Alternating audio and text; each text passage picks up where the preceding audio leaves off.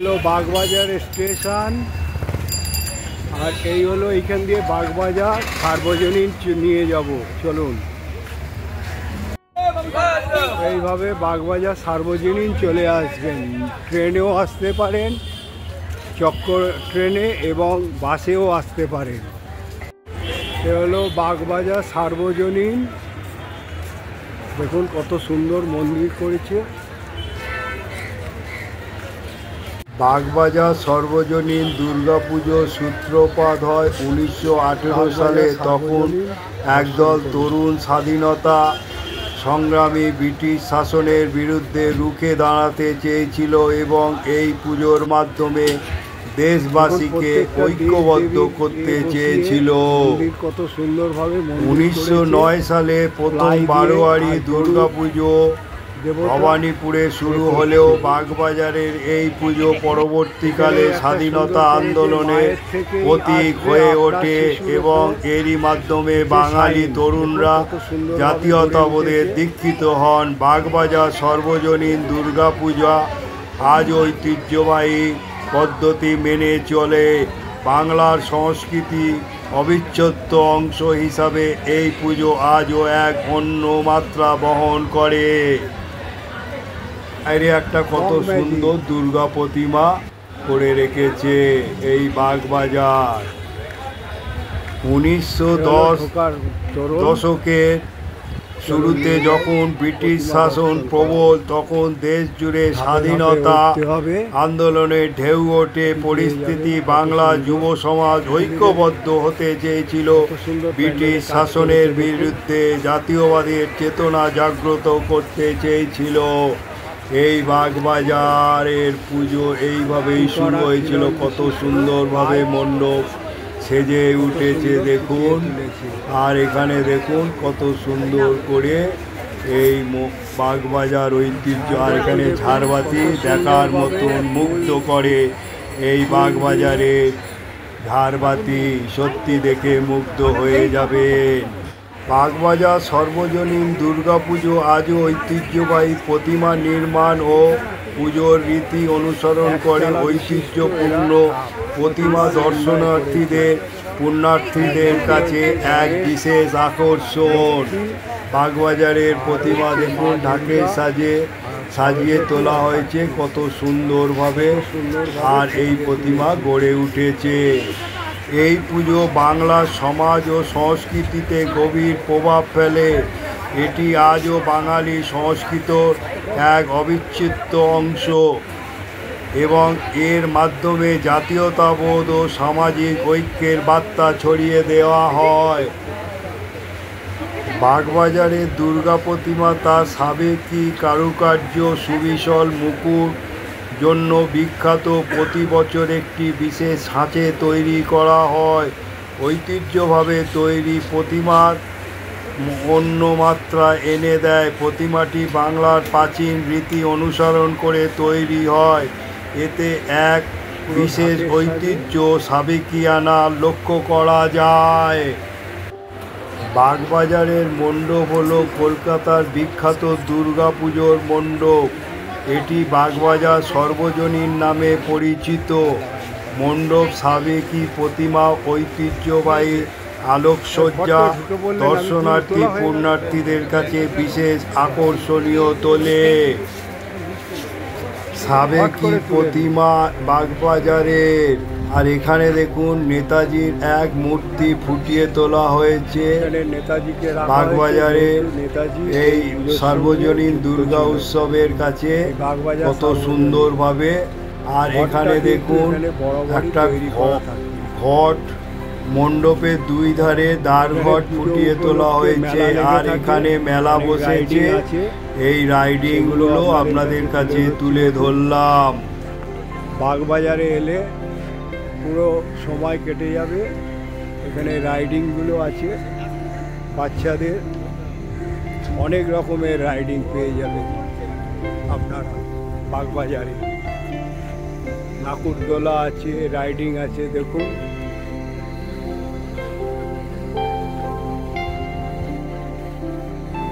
আর এই electric দোলনাগুলো 6 round চড়াবে, 70 থেকে 80 টাকা নেবে। এখানে ড্রাগন সুপার ড্রাগন রাইডসও আছে, 60 থেকে 70 টাকা নেবে। এখানে অনেক অ্যাক্টিভিটিস পেয়ে যাবেন আপনারা। এখানে আপনারা পেয়ে যাবেন মুখরোচক জৈন শিল্প মন্দির।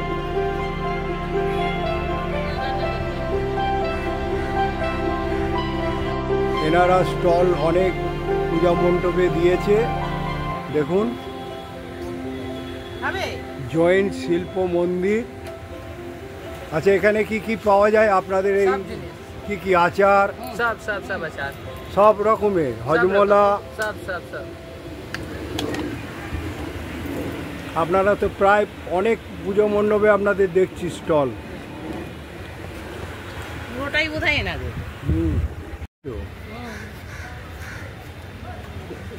জৈন শিল্পী মন্দির হচ্ছে হজমি, আচার, মোরব্বা এইসবগুলো যখন পুজো দেখতে আসবেন এখান থেকে ক্রয় করে নেবেন। এখানে মেলা লেগে গেছে, দেখুন ভেলপুরিও পেয়ে যাবে। এখানেও আর একটা হজমলার দোকান হয়েছে।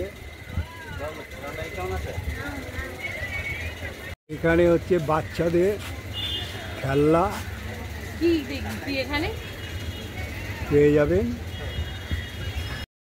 মাদার ডায়েরির আইসক্রিম পেয়ে যাবেন। মাদার ডায়েরির আইসক্রিম, মাদার ডায়েরির আইসক্রিম কত করে?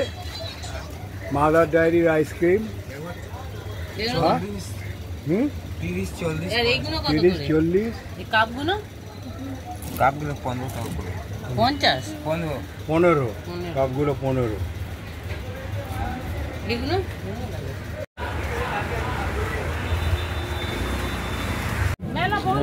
নমস্কার বন্ধু, আজ বাগবাজার সর্বজনীন দর্শন করালাম। দেখার পর আপনারা মতামতে জানাবেন। শোভাবাজার রাজবাড়িতে এলে লাল মন্দিরে, মেট্রোতে এলে শোভাবাজারে নেবে। লাল মন্দিরের পাশ দিয়ে যে রাস্তা চলে গেছে সেখানেই শোভাবাজার রাজবাড়ি। এই রাস্তা বরাবর যেতে হবে শোভাবাজার রাজবাড়ি। চলুন আজ গন্তব্যস্থল শোভাবাজার রাজবাড়ি দুর্গা দর্শন। রাজবাড়ির দুর্গা পুজো হলো শোভাবাজার রাজবাড়ি, সাজিয়ে উঠেছে 269তম দুর্গা উৎসব। শোভাবাজার রাজবাড়ির বাগওয়ালা দুর্গা পুজো উপলক্ষে কত সুন্দর ফুটিয়ে তুলেছে। 500 টাকা প্রতি জন হিসেবে হচ্ছে বুফে মধ্যাহ্ন ভোজ, 19 রকমের পদ, 500 টাকায় প্রতি জন হিসাবে শোভাবাজার রাজবাড়িতে। এই মোবাইল নাম্বারে যোগাযোগ করে নাও। আর এই হলো ঢোকার মুখে, দেখুন ওপরে ব্যাঘ্র স্বাগতম করছে আর হাত পাখা দিয়ে সাজিয়ে ফুটিয়ে তুলেছে। কত সুন্দরভাবে শোভাবাজার রাজবাড়ি ঢোকার মূল তোরণ। শোভাবাজার রাজবাড়ির জামকালো উৎসব, তার মধ্যে আমোদিনীর সাজ এবং ঢাকি সাজ। এইভাবে শোভাবাজার রাজবাড়ি ঢুকে যাবে। ঢুকে গিয়ে আপনাদের এইবারে নিয়ে যাব শোভাবাজার প্রাঙ্গণে।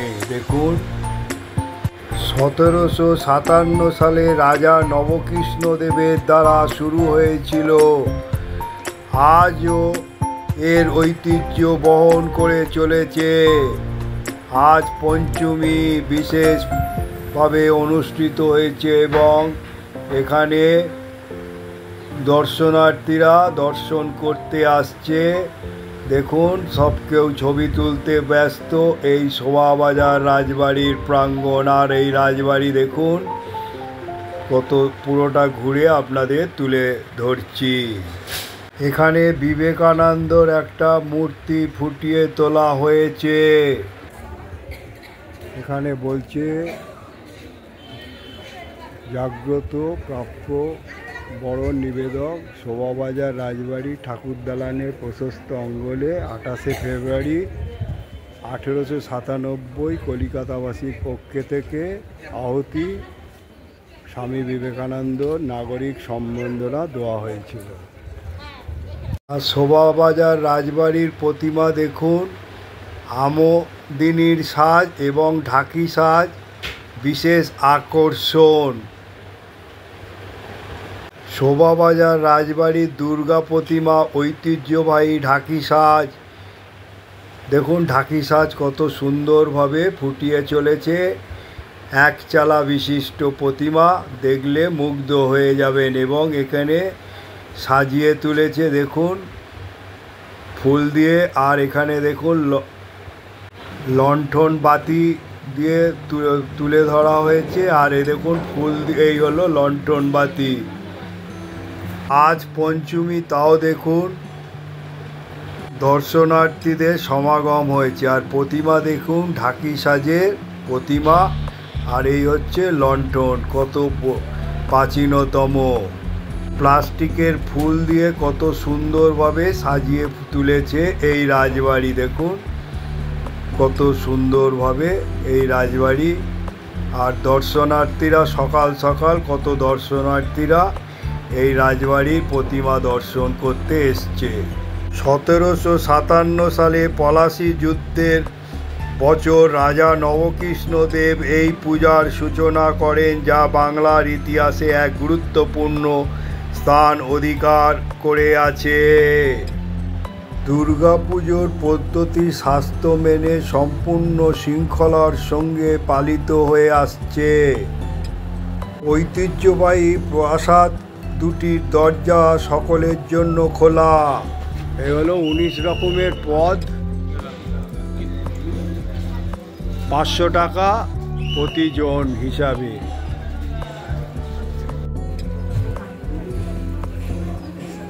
দুর্গাপুজোর রাজবাড়ির রাজকীয় ভোজ 19 রকমের পদ, 500 টাকা প্রতিজন।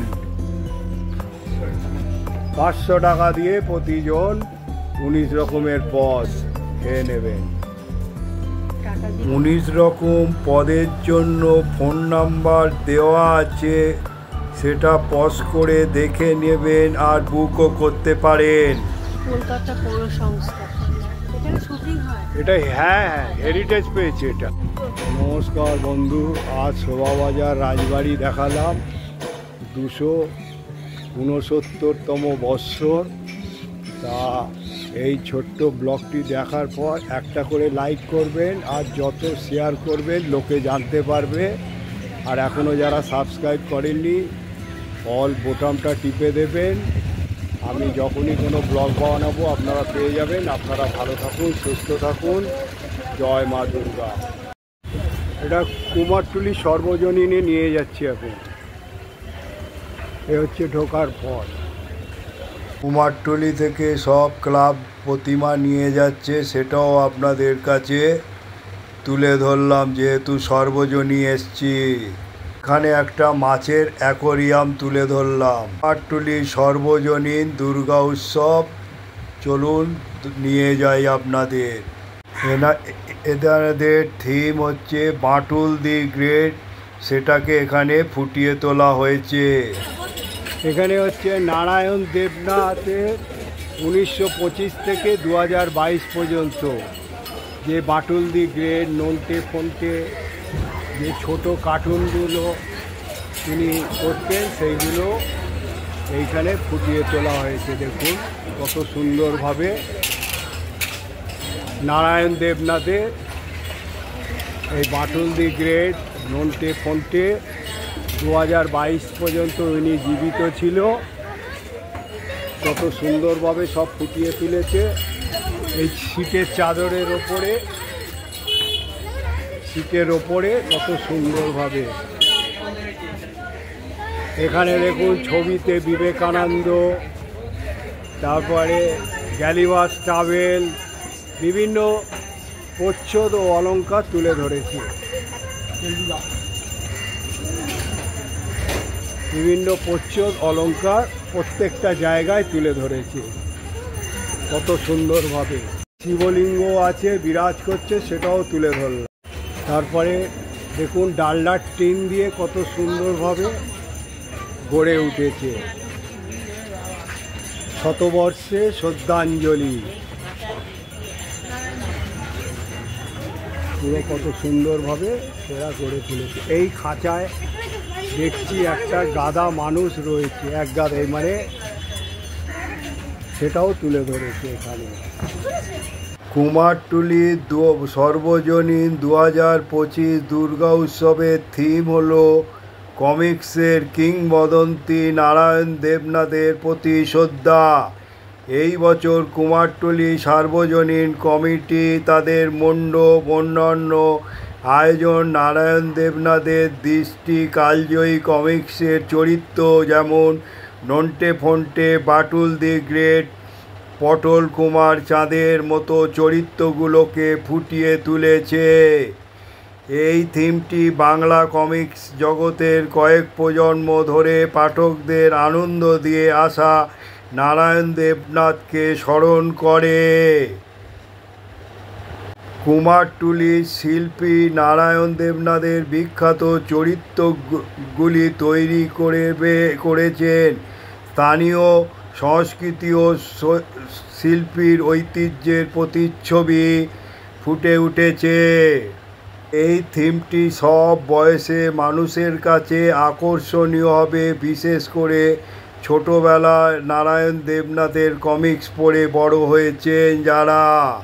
কুমারটুলি সর্বজনীন দুর্গা উৎসব। কুমারটুলির ইতিহাস ও সংস্কৃতি আধ্যাত্মিকতার কেন্দ্রবিন্দু। এখানে কুমার এবং ভাস্কররা প্রতি বছর দেবী দুর্গার প্রতিমার প্রাণবন্ত করে তোলেন। দেখুন দেবী প্রতিমার প্রাণবন্ত করে তুলেছে। কুমারটুলি শুধু একটি পুজোর মণ্ডপ নয়, এটি ঐতিহাসিক পাড়া। এখানে ঐতিহ্যবাহী মৃৎশিল্পী ও দুর্গাপুজো সংস্কৃতি সযত্নে সংরক্ষিত চর্চিত হয়। নারায়ণ দেবনাথের নন্টে ফন্টে, বাটুল দি গ্রেট, এগুলো সব ফুটিয়ে তোলা হয়েছে। কুমারটুলির মৃন্ময়ী মা চিন্ময়ী হয়ে ওঠে। কালী প্রতিমাগুলো তাদের ক্লাবে নিয়ে যাচ্ছে। আর দেখুন কুমারটুলিতে লাইটিংয়ে সেজে উঠেছে রবীন্দ্র সরণির ওপরে। কুমারটুলি কমিক্স জগতে নারায়ণ দেবনাথকে স্মরণ করা হয়েছে সার্বজনীন দুর্গা উৎসব। তাই এই ছোট্ট ব্লগটি দেখার পর আপনারা আপনাদের মতামতে জানাবেন। ভালো থাকুন, সুস্থ থাকুন, জয় মা দুর্গা। নমস্কার বন্ধু, বরানগর বিশ্বাসবাড়ির দুর্গা উৎসব। এই হলো মূল তোরণ। এইখান থেকে আপনাদের আজ বরানগর বিশ্বাসবাড়ির দুর্গা পুজো দর্শন করাবো। বরানগর অঞ্চলের অন্যতম প্রাচীন বাড়ির পুজোর মতো বিশ্বাসবাড়ির পুজো ঐতিহ্যবাহী রীতিনীতি, যেমন অলঙ্কার ও আলপনা, দেবীর প্রতিমা নির্দিষ্ট স্থানে স্থাপন, দুর্গা দালনে স্থাপন করা হয়, ভোগ নিবেদনের মতন বিষয়গুলো পালিত হয়। এই পুজোটি একটি পুরনো পারিবারিক পুজো। এখানে নিজস্ব ঐতিহ্য ও রীতি বজায় রেখেছে। দুর্গা প্রতিমা দর্শন করুন, দুর্গা দালানে সেজে উঠেছে এবং শামিয়ানা লাগিয়েছে, একদিকে গণেশ। আর এই হলো প্যান্ডেল করা হয়েছে দুর্গা পুজোর, সেটাও। আর এখানে গাছগাছালি আছে, সেগুলো আপনাদের তুলে ধরলাম। দেখুন এই পুরনো কত বিশ্বাস বাড়ি। এই হলো প্রাচীনতম বিশ্বাস বাড়ি, সেটা আপনাদের কাছে তুলে ধরলাম। মহালয়ের পরের দিন প্রতিপদ থেকেই বোধন দিয়ে পুজো শুরু হয়। মায়ের ঘটে অলঙ্কারের আলপনা দেওয়ার বিশেষ রীতি দেখা যায়। গৃহদেবতা মধুসূদনজিকে সাক্ষী রেখে পুজোর সমস্ত অনুষ্ঠান সম্পূর্ণ হয়। এ হলো এইখানকার শিবলিঙ্গ এই বিশ্বাস বাড়ির, সেটাও আপনাদের দর্শন করাচ্ছি। শিবলিঙ্গ বিরাজ করছে নন্দী বাবাজি আর নাগরাজ বিরাজ করছে এই মন্দিরে। ভোগের মধ্যে ঘিয়ে ভাজা লুচি, সাদা আলুর তরকারি, সুজির হালুয়া, দুধ থাকে। এই ব্লগটি দেখার পর যদি ভালো লেগে থাকে মতামতে আপনারা জানাবেন। নমস্কার জানাই। এখানে পুজোর আয়োজন চলছে নারকোল নাড়ুর, সেটাও আপনাদের কাছে তুলে ধরলাম। আর এই বিশ্বাস বাড়ি হেরিটেজ গ্রেড 1 সেটাও তুলে ধরলাম। বিশ্বাস বাড়ির দুর্গা উৎসব দর্শন করাবার পর বরানগর প্রথম রামকৃষ্ণ মঠ, সেখানে নিয়ে গিয়ে আপনাদের সেখানে দুর্গা পুজো হয় অষ্টমীতে। তা আমি এসছি, তাই মঠটার কিছু অংশ আপনাদের কাছে তুলে ধরছি। চলুন প্রবেশ করাই। এই হলো প্রবেশ করে। বরানগর মঠ ছিল রামকৃষ্ণ সংঘের প্রথম মঠ। 1886 সালে সেপ্টেম্বরে রামকৃষ্ণ পরমহংসের মৃত্যুর পর শিষ্যরা ভাঙা বাড়িতে স্থাপন করেন। এখানকার দেখুন কত সুন্দর গাছগাছালি দিয়ে সাজিয়ে তুলেছে এই বরানগর রামকৃষ্ণ মঠ। এটা অফিস ঘর। আর এই হলো বরানগরের মন্দির আর পার্শ্বদের সব ছবি ফুটিয়ে তুলেছে। এখানে সব প্রার্থনা করে প্রত্যেক পার্শ্বদের ওয়ালে ছবি তুলিয়ে ধরেছে। মা ভবতারিণীরও একটা ছবি ফুটিয়ে। আর কত সুন্দর এই মন্দির বরানগরে। এই মঠটি ছিল রামকৃষ্ণ সংঘের প্রথম মঠ। এখানে শিষ্যরা, এখানে হাত ধোয়ারও ব্যবস্থা রয়েছে। শিষ্যরা সাধন ভজন গান এবং স্বাস্থ্যচর্চা করতেন।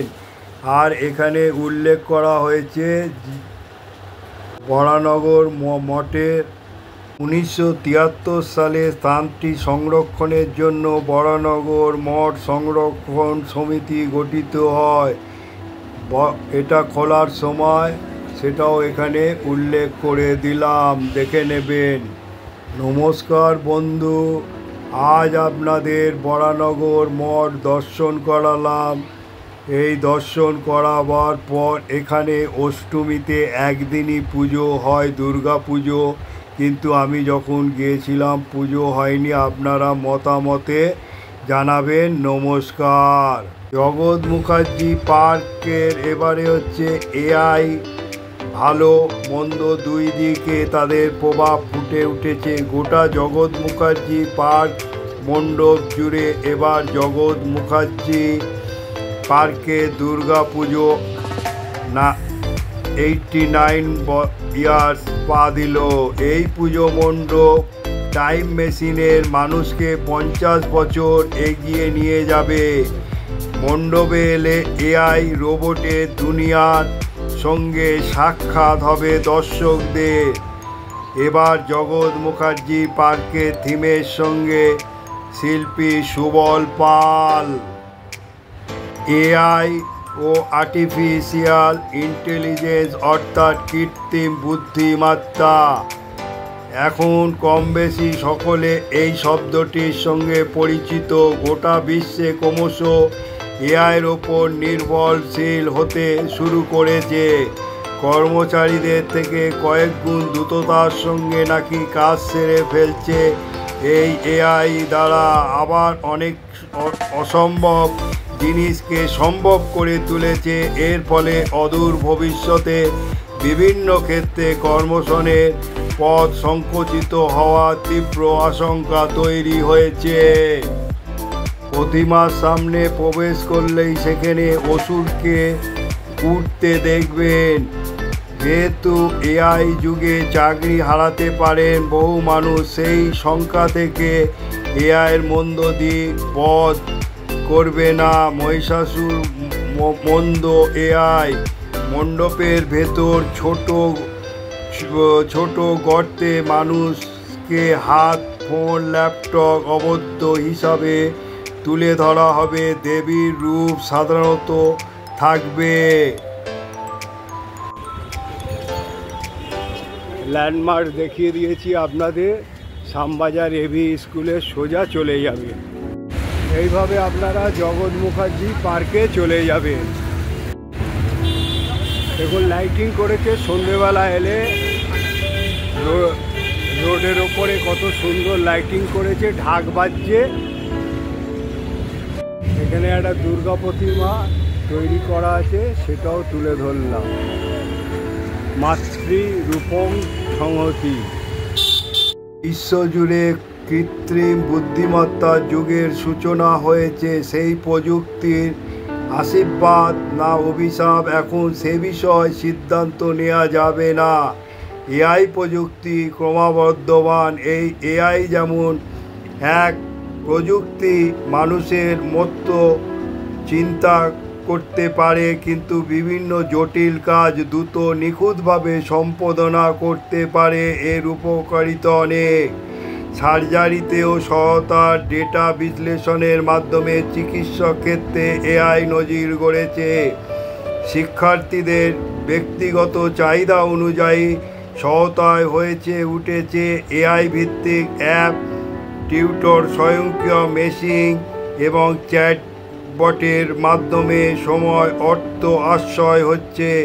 ভূমিকম্প, ঝড়ের মতন প্রাকৃতিক দুর্যোগের কথা মতো আগে জানতে পারছে এআই দ্বারা।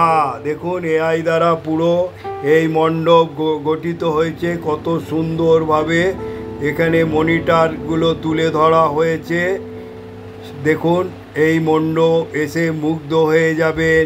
এখানে আপনারা আসবেন জগৎ মুখার্জি পার্কে, খুব সুন্দরভাবে এআই দ্বারা এখানে মণ্ডপ করা হয়েছে। কৃত্রিম ও বুদ্ধিমত্তার ভবিষ্যৎ। এআই যেমন ভালো দিক আছে তেমন ভয়ঙ্করও দিক আছে। মেশিন দ্বারা কাজ করানো হচ্ছে, কিন্তু বেকারত্ব বাড়ছে।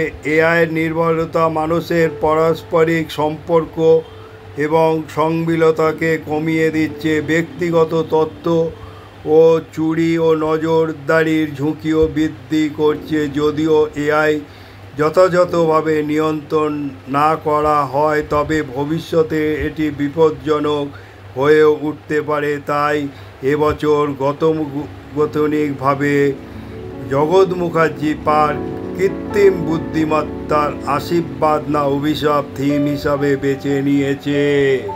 এই দ্বারা 50 বছর পরে কি হবে সেখানে তিনি তাও বলে দেবেন। দর্শকদের মণ্ডপের মূল আকর্ষণ প্রতিমার সামনে প্রবেশ করে সেখানে অসুরকে উঠতে দেখবেন। যেহেতু এআই যুগের চাকরি হারাতে পারেন বহু মানুষ, এই সংখ্যা থেকে এআইয়ের মন্দ দিকগুলো সব বধ করবেন না মা মহিষাসুর। মন্দ এআই মণ্ডপের ভেতর এখানে দেখুন কত সুন্দরভাবে এআই দ্বারা গঠিত হয়েছে, সেগুলো আপনাদের কাছে তুলে ধরলাম।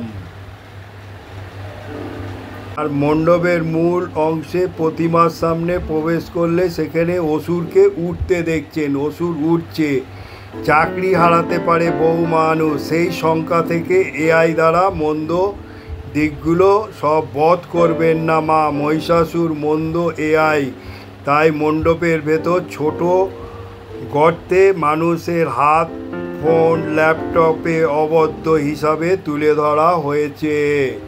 আর এই মণ্ডপ কত সুন্দরভাবে হচ্ছে রোবট, সেগুলো তুলে ধরা হয়েছে। দুদিকে দুটো রোবট তুলে ধরা হয়েছে এই মণ্ডপে, কত সুন্দরভাবে, একদিকে মহিলা একদিকে পুরুষ।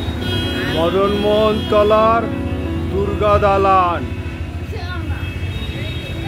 মদনমোহন তলা দুর্গা দালান।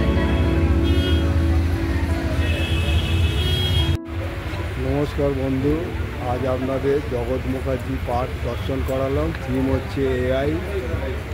তাই এটা দেখার পর আপনাদের যদি ভালো লেগে থাকে একটা করে লাইক করবেন, আর যত শেয়ার করবেন লোকে জানতে পারবে। এখনও যারা সাবস্ক্রাইব করেনি অল বোতামটা টিপে দেবেন।